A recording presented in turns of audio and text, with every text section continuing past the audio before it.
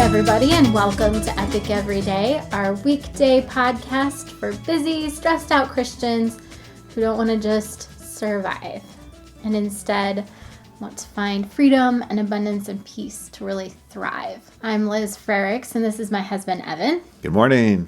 And we're so glad you guys are here with us today on this wonderful Wednesday. Yep.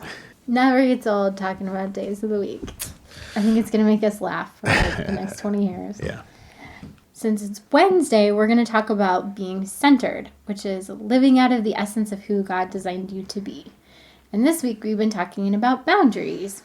If you didn't catch the show, whatever day it was, where we talked about what boundaries are, basically an easy way to think about boundaries is to think about a garden. You are a garden, and your time, talents, money, whatever resources, your energy, yeah. all that stuff, focus, that is the fruit in the garden. And there are 4 different kinds of gardens. There's the person that has 0 walls, and so they say yes to everything. Mm-hmm. And their crops are getting run over and stolen all the time. Yeah, totally. They just have a rundown, exhausted existence. And then there's the person that has walls without any gate, so nobody can get in. They can't give love. They can't receive love. There's just there's no connection with the outside world, really. Mm-hmm. Even if there's physical connection, there's no emotional connection. And then there are the people that have walls and a gate. There are 2 different kinds of gates. One is the person that has a gate that lets in the bad stuff and keeps out the good stuff. You know, who says yes all the time but can't receive love. Yeah. Who says yes to the wrong things and no to the wrong things. Sure. They get overextended by saying yes to everything, or they don't let in love. That's a huge problem. They can't accept a compliment. They can't receive a gift. Yes. Right. Mm-hmm. Mm-hmm.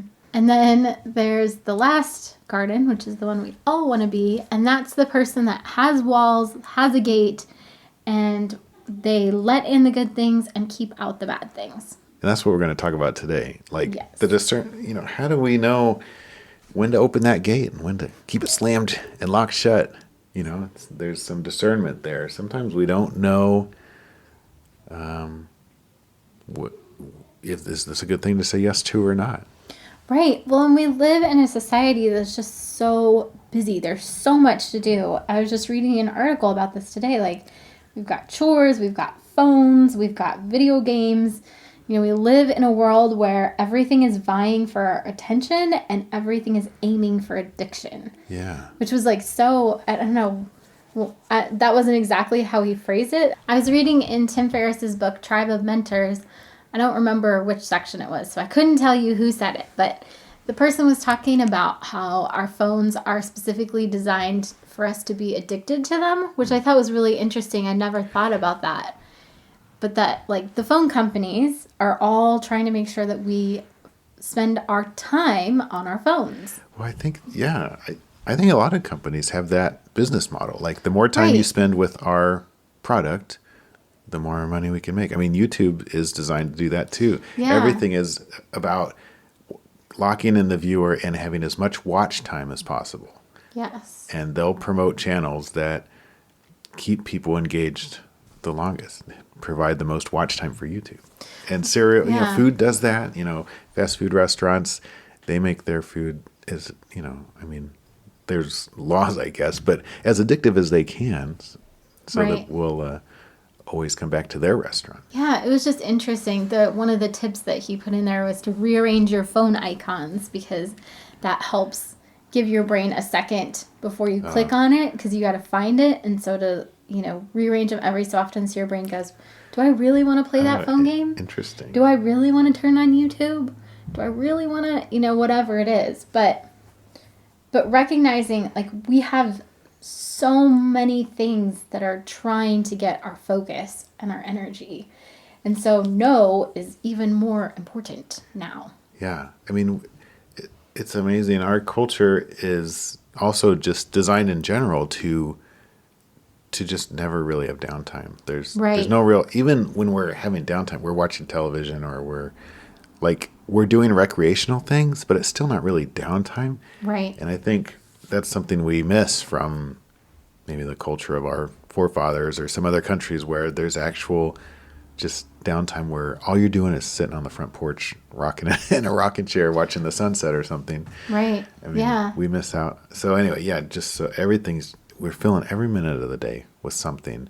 And those are all these choices we're talking about. I mean, every moment we're saying yes to the television or the phone game or whatever. I mean, Right. it's filling up stuff. Yeah, and it's so crazy because, we don't, at least for me, I don't often think about the opportunity cost, Yeah. And that was one of the other things in this section that I was reading today. He was just saying, like, think about what's the most important thing you can do for the next 5 minutes. Oh. And he was like, way too often we get focused on, 25 years from now, 5 years from now, 10 years from now, whatever it is, instead of going, what's the most productive thing I can do for the next 5 minutes?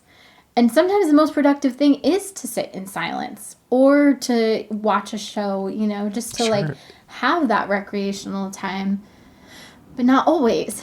Yeah. I mean, that takes you out of just default, like, waste time mode or whatever, not thinking, Right. to into intentionality. And yeah, if you're going to be like, you know what, I am going to watch TV right now. Okay, fine. Yeah, as long as you're doing it on purpose, Yeah. go for it. But when it's like, okay, we're just mindlessly, because we are conditioned to stay on YouTube, to stay in our phones, to stay in our TV channel, whatever.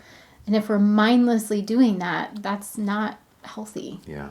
When we want to figure out what we're saying yes or no to, another big thing that we're going to need to think about is, knowing ourselves, doing some of this self-examined life stuff so that, I mean, we think we know ourselves, I think, so well because we're us, right? But, if we understand our passions and our values and like we've mapped some of that stuff out, like with the Sacred Six stuff, then we've got a whole list we've kind of at least taken inventory of our presets and maybe made a conscious decision about what some of them are. And then when a choice comes in, yeah, I mean, the next 5 minutes, what am I going to do? That's a really good test. But, the kind of, the criteria then is in our values and stuff. And if we haven't mapped any of that stuff out, we're just going to willy-nilly be like, well, I mean, I probably need a break. I guess I'll do that.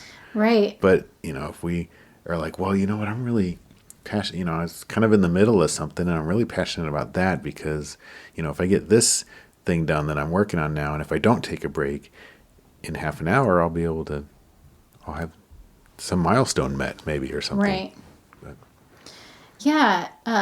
In his book, Sacred Six, J.B. Glossinger talks about how he was kind of just doing what he thought was the right thing to do. He was, moving up the corporate ladder and had a good job and right. hated it. Yeah. Well, and that's the thing. Like, so I guess maybe that's what I'm getting at. Like, just being intentional is good, but it might not be good enough without this other so important part, the because yeah, we can be intentional all day long to eat pizza every day for dinner and binge watch every show there is on Netflix. Like, God, but that probably doesn't align with your values if you really think about it. And that, and that's when we're manning the gate well, is when we understand ourselves. That's when we're centered. Yeah, one of the things I wrote down was, starting with God and with who he's designed you to be, like, those are constants. Mm-hmm. Circumstances change. And it's way too easy for us, like we talked about the other day with churches and how easy it is to get voluntold. Yeah. Like, we need somebody in the nursery today. Mm-hmm. You're free, right? Yeah.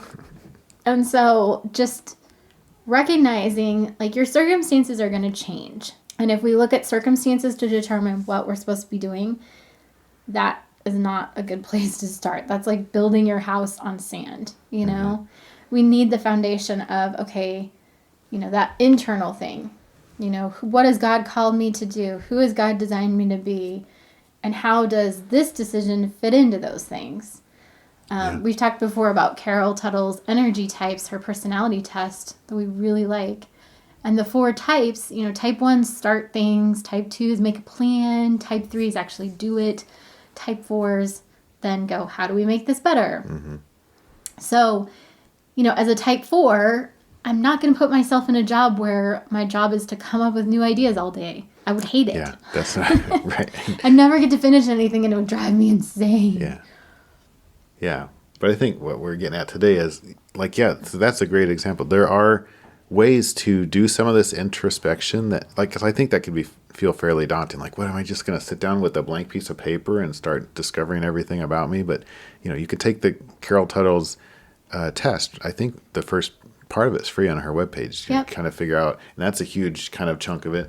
There's also ways to figure out, what some of your spiritual gifts are. There are people that do surveys and there's books and stuff. Like, you're not just doing this in a vacuum. And there's also people with spiritual discernment and wisdom that, maybe been Christians for a long time that can have a little bit of an insight too, if they know you anyway, and that's happened. All those things have happened to us and it's been so helpful, and then through prayer, you can take all that information and be like, well, God, is this a good picture of me? I'm trying to learn all this stuff. Because that's really where we get our information from. Right. Yeah. And if you've prayed about it and you're still like, I don't know, there's room in the gospel, in grace, in our lives to try something and go, ooh, maybe not, or to try it. And just because you don't know how to do it, we spent all last week talking about growth mindset and how, we have to have the mindset that we can grow and change. We can try new things and see how it goes. And maybe we'll find something that we love that we never would have guessed, you know? Yeah. And, it might be difficult, but you can even do this in church culture. Like maybe hanging out with the fifth graders is intriguing to you and you want to give it a shot and you try it for a month and you're like, well, actually, then you should be able to step down for that. I mean, often people will want to have a stranglehold on their volunteers, but you still have the freedom to be like, I tried it. Let me figure out where else I fit because that didn't really work, but we at least tried it. And that's an amazing experience. Right. And maybe you'll discover that you still want to work with the fifth graders. You just don't want to be the one teaching the fifth graders. Sure. You want to be like a mentor type person, or there's so many different things that we can do when we have a growth mindset and we kind of have the stability of our passion and purpose along with the flexibility of how does this actually work out? Mm-hmm. And it's amazing. It's such a great combination. Yeah, and everybody's how does this work out is going to look a little different. And God's a big enough God to accommodate that and be just fine. Right. He doesn't want us all to be like 10 soldiers in a row doing the exact same thing. He calls us to be a body. And body is full of a million different parts, and they all do different stuff. Totally. All right. Well, hopefully that gives us all something to think about. I know I need to ask myself what's the productive thing to do for the next 5 minutes? Yeah, me too. That's a good one. We love you guys, and we're praying for you. Thanks to everybody that's been sharing the show and listening to the show. We really appreciate it. If you have found this podcast helpful, please do continue to share it. And as always, decide religion today is going to be awesome. I hope I put the awesome song in your head. Yeah. Come back tomorrow, and we're going to keep talking about boundaries. Yeah, we're going to talk about getting mixed up enough in life to where we actually start saying no to God. We start to lose not start to. Sometimes we just start out at that point where we don't trust God enough to say yes to Him. Mm-hmm. And what kind of a problem that gets us into. All right. Have an awesome Wednesday, you guys. We will talk to you later. See ya.